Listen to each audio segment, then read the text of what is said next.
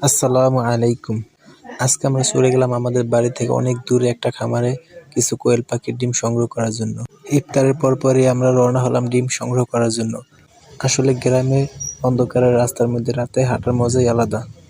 তো অবশেষে আমরা গন্তব্যে এসে পৌঁছালাম। এখান থেকে আমরা ডিমগুলো চেক করে নিতেছিলাম ডিমগুলো ফাটা থাকে কিনা।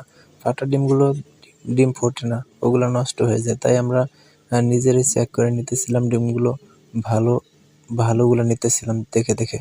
মাশাআল্লাহ ডিমগুলোর সাইজ অনেক বড়। বড় ডিম হলে বাচ্চাও অনেক বড় আসে। তো আমি এখান থেকে 240 পিস ডিম নিয়েছি, মানে 60 হালি ডিম নিয়েছি। আমাদের কাছে এরকম বীজ ডিম পাওয়া যায় না, তাই অনেক দূরে যেতে হয়েছে এই ডিম আনার জন্য। আমরা যেই ভাইটির কাছে ডিম নিতে আসছি, এই ভাইটির কোয়েল পাখির অনেক বড় খামার আছে, উনি এগুলা ছাদে পালন করে।